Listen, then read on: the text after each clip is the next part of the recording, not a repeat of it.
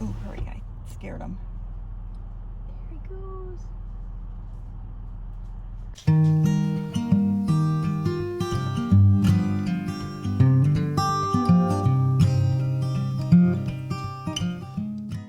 Welcome to week 4 of Camp NaNoWriMo, July 2020. Today is the 22nd, so Wednesday the 22nd. I'm tracking weeks in 7-day increments from the start of camp, which means my weeks begin and end on Wednesdays. So I am just sitting down to do my homework right now. I am a full-time student and I am taking a class on Shakespeare and American history. This morning, I was able to get up and write over 2,000 words, just barely over 2,000 words, like 2010 or something like that. And so that felt really good. I'm so excited to have a nice, strong start to this day. I was able to exercise, which I haven't done in a few weeks, to be honest. And then I went for my walk, came home, showered, and now I'm all bright-eyed and bushy-tailed and ready to go. So my hope for week 4 is that, wow, look at the blur on my glasses. So far, the highest word count and step count that I've been able to achieve was in week 1 of this Camp NaNoWriMo, and since this is the last week of camp, I'm hoping to exceed my word count and my step count goals, which means I need to get a minimum of 6,900 words written and over 70,000 steps. So that's what we're gonna do. 1, 2, 3, 4.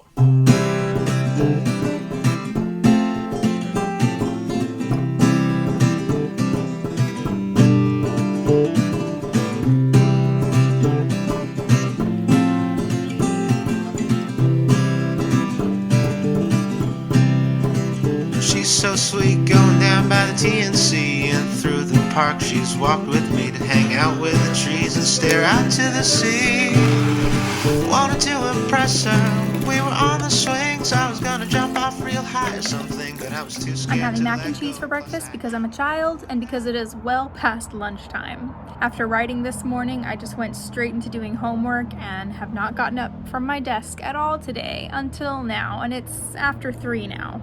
So I think I can have some mac and cheese for breakfast if I want.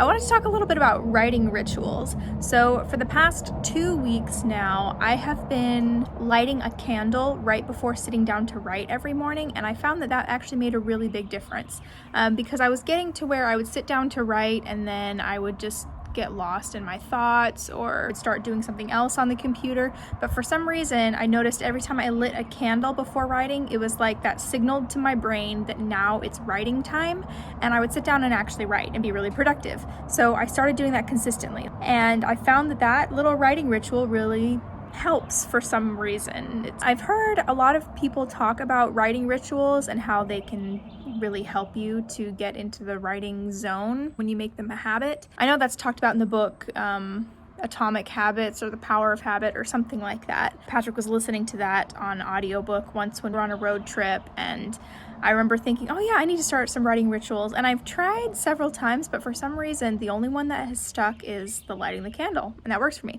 So it got me curious, do you guys have any writing rituals? Anything that you do that gets you into the writing zone?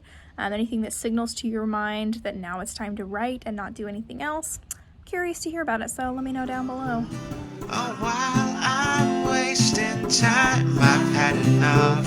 Her smile fits her like non-stop 90s rock. I know that girl, I watch her smile, it's so pretty. I barely know her, she's beautiful to me. I've been up since 8 o'clock this morning. It is now 5:44 p.m. and I have just been doing homework this whole time, sitting at this desk, and I'm so tired of this now. I still have one more essay to write, 2-page essay on the Reconstruction period in the United States, which I've studied a lot because I'm writing a book that takes place during that time period. I'm so burned out, you guys. I don't know how much more of this I can take. This final essay is for my midterm, so I was not able to do any writing today, but thankfully I was able to get pretty far ahead yesterday. I'm ahead of my goal right now, so I could afford to lose 1 day of writing, and then I just need to get back on that wagon tomorrow as soon as possible. The hair is looking pretty gross. I'm looking pretty gross, and I'm feeling pretty gross. I just really, really want this to be over with. I can't say Yeah, watch me swim, it's pretty pathetic. Before this girl I have swam out to sea. Though I felt sick only minutes after I held up with her pretty laughter. 'Cause when she cracks a joke, it's kind of funny. Oh, while I'm wasting time, I've had enough. Her smile fits her like non-stop 90s rock. I know that girl, watch her smile, it's so pretty. Yeah, I barely know her, and she's beautiful to me.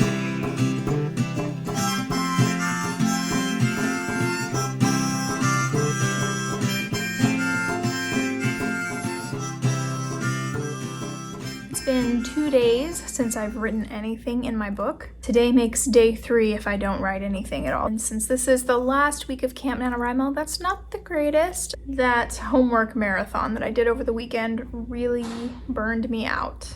And today I'm feeling the effects of it. I just feel kind of physically ill and just didn't even want to get on the computer at all today if I could avoid it. I did try to do some writing today and the words just wouldn't come. Too tired. Can't do this right now. It wasn't fun. And I gave up and then just spent the rest of the day doing nothing pretty much. Since I live with my parents house is officially Grandma and Grandpa's house now. All of my nieces and nephews were here yesterday and they were getting out all the old toys. All of my old toys have become the grandchildren's toys. Also, ever since yesterday, there have just been dolls all over the floor. I am terrified of dolls. I've been terrified of dolls since I was a kid. I cannot be alone in a room with a doll. I don't want dolls looking at me, especially dolls who their eyes open and close. I do not like it one bit. Before I was terrified of dolls, I loved American Girl dolls. Having grown up with 4 sisters, we always looked through the American Girl doll catalogs and we all had, our doll that was our favorite doll. Anybody who grew up with a lot of siblings, you can't have the same favorite anything. You can't have the same favorite Power Ranger or Gargoyle or whatever. So we all had to have a different American Girl doll and mine was Josephina. So I have a lot of Josephina clothes and I have this little fold out house thing for her that has a fold down bed and a little bureau. I want to say I was 9 or 10 when I got my Josephina doll and I adored her and treated her like a treasure up until I watched a Twilight Zone called Talkie Tina. My name is Talkie Tina and you'll be sorry. Ever since then, I started having really vivid, terrible nightmares that Josephine was coming alive, and there were times I swear I saw her arm move or her eyes open of her own accord watching me. I was terrified of her and terrified of all dolls, and that terror has lasted to this day. So as I came in and saw all of these American Girl dolls on the floor, for some reason, instead of being afraid of them, I was like, I should put these away. And I realized, those little girls don't know how to play with these right. They put all the wrong clothes on the wrong dolls. So I thought, okay, well, before I put them away, I'm just gonna make sure that they all have the right clothes on. And their hair was all knotted and messy, so I thought, okay, well, I'll just braid their hair. For the past hour, I've been sitting here braiding dolls' hair. Trying to put the right clothes on them. And as I've been sitting here, it occurred to me just how much these American Girl dolls influenced what I write today. If you're not familiar with American Girl dolls, each one is from a different time period in history and they have clothes that are time period appropriate, and then they have all these little accessories that you can get for them that fit the time period, and then they all have a series of books that goes along with them. And I read Josephina's books because that was my doll, so of course I read her books. I read Felicity's books. I don't think I ever read Molly's, which is funny because I love the 1940s and she's like a World War II doll. What was the name of the Swedish one? Kirsten, I think. I read hers. I don't think I ever read Samantha's. But anyways, I loved reading those books because they all contain little pieces of history, like what the different hairstyles were or different articles of clothing. Josephina's books, I learned how to say a few Spanish words. I lived for that stuff. I loved feeling like I was going back in time. So this is probably the first time that I've actually held my Josephina doll since before I was afraid of her. And for some reason, I'm not afraid of her right now, which is good. It probably helps that I have a camera on me so she can't make any fast moves because it will be caught on camera.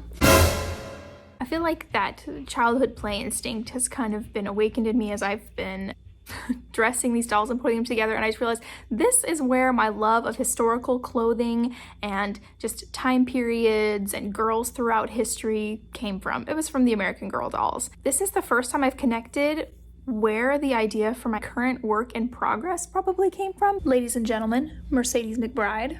So I guess in that way, I am just still playing with American Girl dolls in my own grown-up way. So after playing with those dolls today, it occurred to me how much I miss playing, I guess. That's really what led me to writing in the first place, was my play, and that I liked imagining how people lived in other time periods and in other countries of the world, and that's why I started writing. I've always written historical fiction for as long as I've been writing. Well, that's not true. The very first story I ever wrote was a mermaid story, but even that had a historical element to it because it took place in Holland in like the 1700s or something like that. But I've always enjoyed that. And I realize sometimes I think what happens is I make a big deal out of my writing that I think it has to be so good, or I take it a little bit too seriously maybe. So I think what I want my battle cry to be this week, the final week of Camp NaNoWriMo, is I want it to be play. Play with your story, play with your characters. That's what I want to do. I want to have fun with writing again, and I want it to be like it was when I first started writing and I went from playing with dolls to writing characters. I'm glad that I took that time to play with those dolls and get over my fear and to remember those times of my childhood when play was easy and simple and effortless, and I want it to be like that again. So I'm just going to try to have fun with it this week and not take it too seriously as I chase my goal.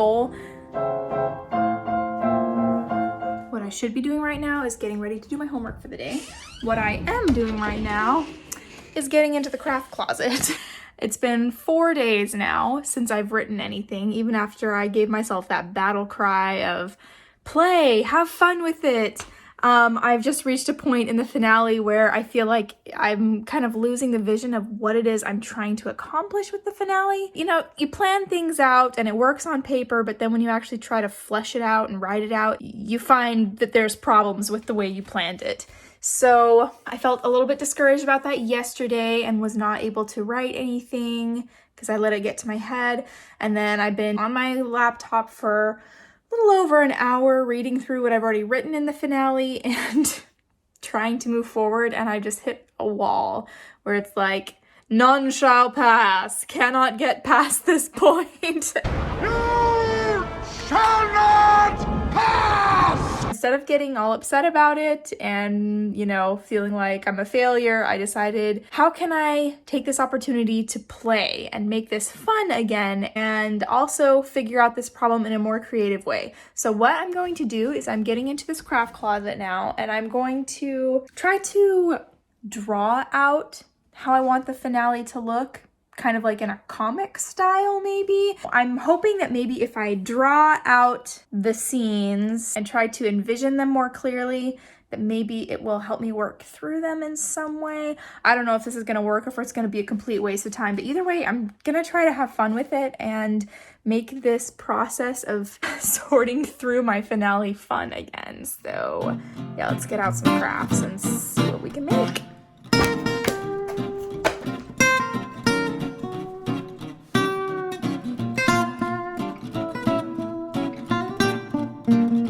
Okay, so drawing it all out in that kind of comic format was helpful. It was a visual confirmation that I don't know what I'm doing.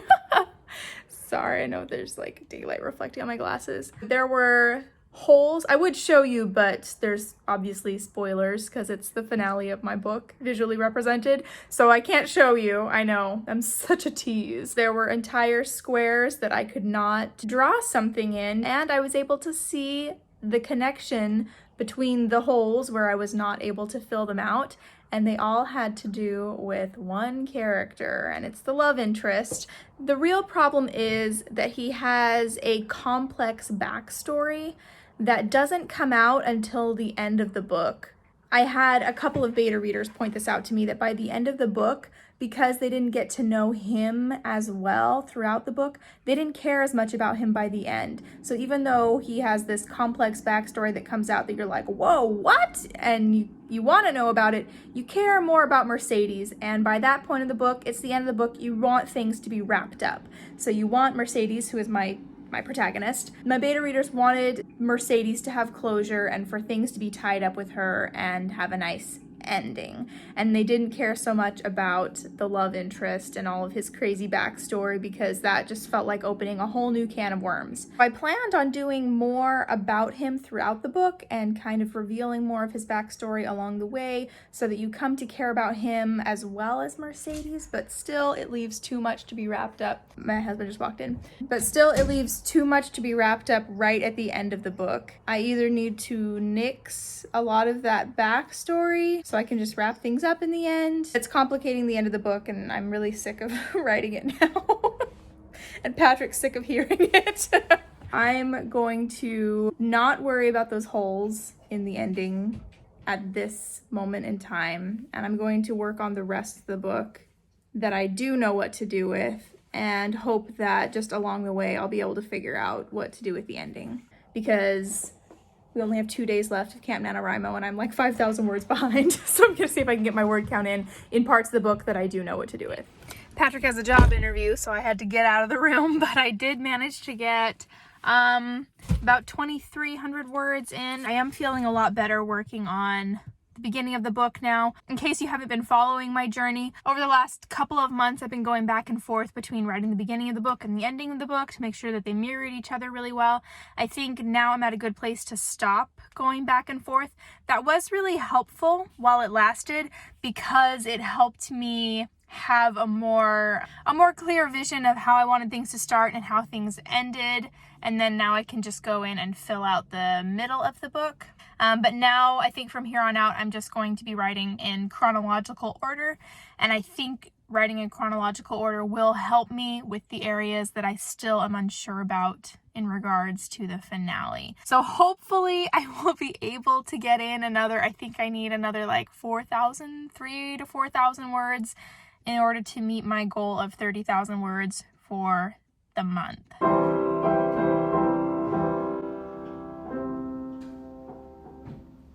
You guys, I won Camp NaNoWriMo by the skin of my teeth. I was this close to quitting when I only had 1,300 words left. I had already finished writing the finale parts that I wanted to get done during camp. So even though I only had 1,300 words to go, I thought, well, I got what I wanted to, and I had a lot of homework to do, so I was just gonna give up there. Patrick and I were getting ready for bed, and he was like, well, you've still got an hour to go, and you only have 1,300 words until you win, and you've been working at it all month, why not just try to get in those last words? This last week of camp was, for me, by far the most challenging because all my homework was just coming to a head. I had my midterms. I was just feeling all kinds of overwhelmed with school and just felt like I could not keep up. And then the writing became a little bit more challenging for me, and I'm really glad that I chose to focus on play and making writing fun again right at the end, because I think ultimately that's what helped me get the last like 4,000 words that I needed to be able to win. I was barely able to make it across the finish line before midnight on the 31st, the last day of camp. Week 1 was like my pinnacle of camp. That's where I got the most words in, that's where I got the most steps in, and I've just been chasing after those numbers for the rest of camp. And so in week 4, I had 4 days that I didn't write at all. I had some days when my step count was super low because I was just sitting down doing homework all day long. So I felt for certain that week 4 was going to be a pretty bad week number-wise for me. For week 4, I got 12,675 words in, and for steps I got 74,612 steps. I more than doubled my word count from week 1 to week 4, and I got about 4,200-ish steps more in week 4 than I did in week 1. To be fair, we also had an extra 3 days in week 4 that we didn't have in any of the other weeks, but still, after I crunched those numbers and saw just how much better I had done in week 4 than I did in week 1, I do feel proud of my accomplishments, especially considering how overwhelming the week was with all the homework that I had going on. So I am very pleased with how week 4 went, and so now overall, for the entire camp, my goal was to get 30,000 words, And I didn't actually set a solid step count goal. I just wanted to see how many I could get in. I finished Camp NaNoWriMo July 2020 with 31,014 words and 228,252 steps. So I'm calling this Camp NaNoWriMo a success, especially because I was able to, for the most part, flesh out my finale chapters, which I had been putting off for the past couple of years. And so that feels really good. I am very satisfied with the progress that I was able to make on my book. And now I am looking forward to a little bit of a break with writing because I still have another 4 weeks to go in this term and these classes are kicking my patootie. So I'm going to let myself focus on my classes, try to get really good grades and finish this term out strong. I will continue to write in my book, but I'm probably gonna take a couple of days off from writing before diving back in. So for the month of August, I will be doing a monthly vlog, and then I also have a few other videos that will be coming out. So stay tuned for those. That is a wrap for this Camp NaNoWriMo. Thank you guys so much for joining me on this journey. Thank you so much for following. I hope that your Camp NaNoWriMo went well, and I will talk to you later. Bye. Would you come and take a walk with me? We'll cross over the mountains and we'll reach the pale blue sea. I love you, I'm so glad